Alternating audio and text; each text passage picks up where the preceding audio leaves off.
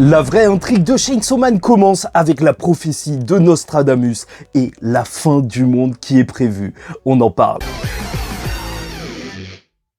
Mesdames et messieurs, ici Chad et on se retrouve aujourd'hui pour la review du chapitre 122 de Chainsaw Man sur la chaîne secondaire Chad le Phoenix. Donc, la grande prophétie. Dommage que le chapitre est leaké la semaine dernière, mais voilà, j'en parlerai à chaque fois qu'il y a la sortie officielle. Et voilà, en un chapitre, on est passé du manga de romance au manga d'horreur. C'est la force de Tatsuki Fujimoto. Et oui, peut-être que je vais avoir l'air fou parce que je vais vous parler de cette prédiction de Nostradamus. Mais bon, quand il faut y aller, il faut y aller. Et donc le chapitre il va s'ouvrir sur cette conversation entre Yoshida et Kagi, donc qui signifie famine en japonais. Et donc ils sont dans un café là. Ah, Yoshida, c'est difficile de battre les accusations comme quoi il est gay vu que, en fait, là, on n'a pas trop de preuves qui vont dans le sens d'une hétérosexualité. Attendez, quoi, je suis en train de parler, je me rends compte que je fais n'importe quoi. Mais bon, en gros, Adenji lui avait laissé manger ce qu'il veut et Kagi, elle mange pas ce qu'elle veut. Voilà, tout simplement. Et donc, il va venir sur le sujet de la prophétie de Nostradamus, comme quoi, en juillet de 1999, le grand roi d'effroi devrait arriver. Et voilà, le gouvernement a même testé la prophétie en demandant justement à 30 personnes de faire un contrat avec le démon du futur et 23 d'entre elles mourraient justement en juillet 99. Voilà, ça c'est dit, ça fait plaisir. Le petit rappel à justement le démon du futur. Et même, en fait, si on creuse plus loin que ça, dans la première partie, Aki, il devait mourir 2 ans après l'histoire de Chainsaw Man. Donc, son espérance de vie, c'était ça. Et au final, c'est bizarre, mais ça tombe en 99. Et je vous rappelle que le début de Chainsaw Man, c'était donc dans les années 1997, vu que Nayuta a grandi et qui est une année scolaire qui a dû commencer. Alors, on est peut-être en 98. En plus, on dirait qu'on est vers l'été, donc peut-être début d'année, et donc peut-être qu'il ne resterait qu'un an avant justement la vraie prophétie. Et donc Yoshida veut des informations, sinon il sera obligé de considérer le démon de la famine, un des 4 cavaliers de l'apocalypse, comme un de ses ennemis. Et ça, c'est plutôt énorme de voir qu'il peut mettre des petits coups de pression quand même. Il doit vraiment être surpuissant. Et donc elle va donner une information comme quoi les 7 autres qui ne sont pas morts, en fait, des 30 personnes qui ont fait un contrat avec le démon du futur, mourront et sont morts cette semaine. Et en fait, ça, c'est dû à l'arrivée d'un démon il y a 40 secondes. Et c'est là que ça devient plutôt gros, mais il faut que je m'arrête sur la prophétie de Nostradamus, parce que Yoshida, quand il te l'a dit, il n'a pas dit la version entière, parce que c'est une prophétie qui a vraiment existé. Nostradamus, il a vraiment fait une prophétie. Bon, je te le lis pas en vieux français, parce que ça fait l'an 1999, 7 mois. Enfin, tu vois, ça fait des trucs un petit peu bizarres, donc je te lis la traduction un petit peu de ce que avait dit justement Nostradamus. Donc, en juillet 1999, par voie aérienne, viendra un grand chef effrayant, donc peut-être démon de la peur, je ne sais pas, ressusciter un grand chef mongol. Il va faire ça avant et après la guerre régnera. C'est pas une traduction exacte, en plus vu que c'est une prophétie, on sait jamais, hein. Peut-être que ça va être vraiment changé de la part justement de Tatsuki Fujimoto, mais en tout cas il se base, on dirait, sur ça. Donc voilà, quelqu'un va arriver, ressusciter le boss. Donc on apprend même qu'il y a des démons qui apparaissent avant ce grand roi d'effroi peut-être. Et ça c'est assez intéressant parce qu'on connaît pas encore la hiérarchie réelle des démons, comment ça se passe, où ils sont les 4 cavaliers de l'apocalypse, même si Makima s'était fait plus ou moins fumer donc par le démon des ténèbres, la peur primaire du noir, oui, voilà. Donc peut-être que les 4 cavaliers de l'apocalypse sont en dessous, mais voilà, ils sont sûrement liés à cet apocalypse, vu que Yoshida a posé des questions. Mais quoi qu'il en soit, ce boss devrait peut-être être supérieur au démon de la peur primaire, et ça fait flipper. Et je me demande si ça pourrait pas être un démon de la peur elle-même. Parce que, est-ce que tu peux avoir peur de la peur? Si, ça arrive. Parfois, je flippe de passer dans une allée sombre alors qu'il s'est rien passé. Après, là, je passe pour une tapette, mais c'est pas grave. Sait-on jamais. Peut-être que la fin de Chainsaw Man, ce sera un démon satanique ou un démon divin, entre guillemets, vu qu'il y a eu un démon ange. Et peut-être que, voilà, ce serait ça, le boss de Chainsaw Man. Dans tous les cas, ce qui est super intéressant, c'est justement de noter que justement, à la fin de la prophétie de Nostradamus, il dit avant et après la guerre, il régnera tôt. Et ça, c'est assez intéressant parce que la guerre, on est en train de la suivre. On est en train de suivre Asa Mitaka et Yoru, donc le démon de la guerre. Est-ce qu'elle va régner pendant un moment? Est-ce qu'elle va avoir un rôle clé? Sûrement, vu qu'on est en train de suivre son histoire.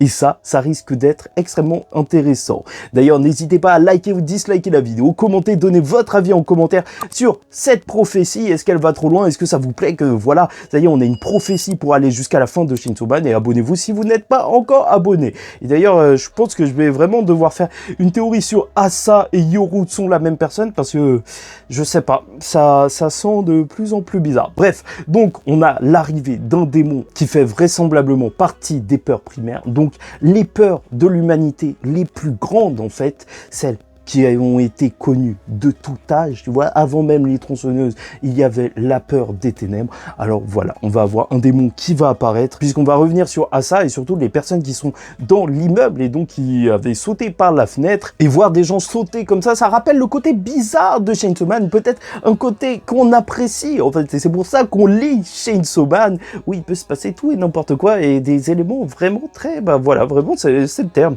bizarre, quoi, des gens qui parlent et après qui sautent par la fenêtre. Asa, enfin Yoru, qui va tenter de se battre avec le sabre règle et qui va se dire que non, c'est juste pas possible en voyant le démon.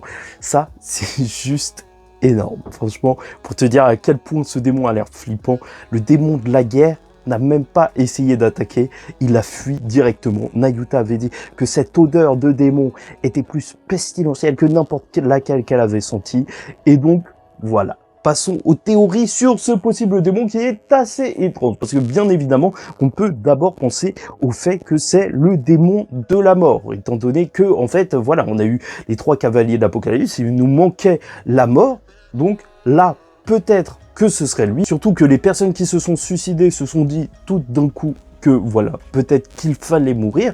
Donc à partir de là, justement, on peut se dire que quand même, ça doit être elle. Mais j'irais même plus loin que ça et je me demande pas si c'est pas plutôt que le démon de la mort, peut-être le démon de la vie. Parce que quand on s'intéresse vraiment à la discussion que les personnes ont eue dans l'immeuble, alors elles se sont posées des questions par rapport à leur futur dans leur vie. En fait, voilà, s'acheter une voiture, est-ce que ça va être possible ou non? Et c'est peut-être cette peur de pas avoir pu concrétiser ça, de pas avoir vu leur vie en fait rêver, en fait d'avoir leur voiture qui les a menés à la mort. Enfin, c'est vrai que c'est très bizarre. Ah ben, je t'avoue, c'est bancal. Mais dès qu'on commence à parler de démons avec des concepts, alors c'est vrai que ça peut aller très loin. Surtout que Chainsaw Man, ça a commencé avec le démon tomate. Donc, tu vois, à partir de là, c'est normal qu'on ait en droit d'être un petit peu perdu. Mais c'est vrai que c'est un thème qui est assez intéressant pour Tatsuki Fujimoto, étant donné que la société japonaise, elle n'échappe pas à l'anxiété de la jeunesse qui pousse certaines personnes à mettre fin à leur jour. Et donc, ça lui permet, à Tatsuki Fujimoto,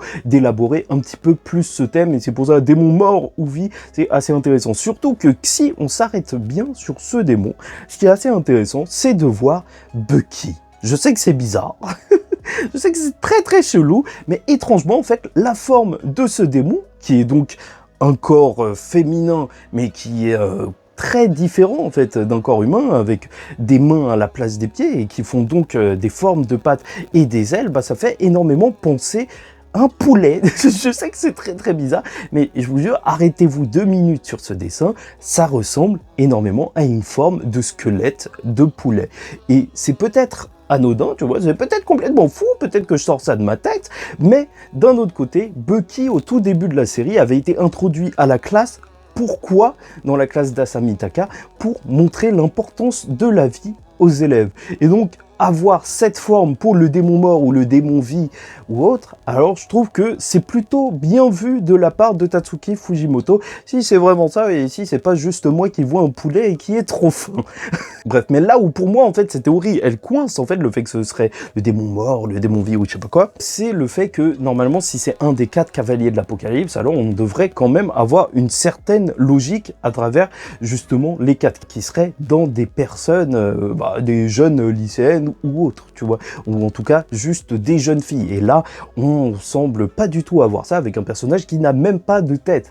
Et je te rappelle en plus les yeux iconiques qu'on a pour l'instant pour les cavaliers de l'Apocalypse, ce serait assez étrange qu'on n'ait pas ça pour ce démon. C'est pour ça que je continue de me poser des questions sur le fait que ce soit le démon suicide. Je vous en ai parlé lors de la dernière vidéo. Enfin, on n'a pas la peur du suicide, mais ce qui amène au suicide, peut-être le désespoir ou autre, le chaos, je sais pas. Ou même, là, je me demande de plus en plus si ce serait pas justement le démon du vide. Parce que c'est vrai qu'on a ces personnages qui ont trouvé peut-être que leur vie n'avait plus de sens, en fait, que leur vie était vide. Asami Taka, même, lors du dernier chapitre, elle avait envie de se suicider. Maintenant, on comprend pourquoi, parce qu'il est arrivé la même chose aux personnes dans l'immeuble, et même, ça pourrait jouer sur cette ambivalence, ou aussi le vide, ça peut être littéralement le vide, quoi.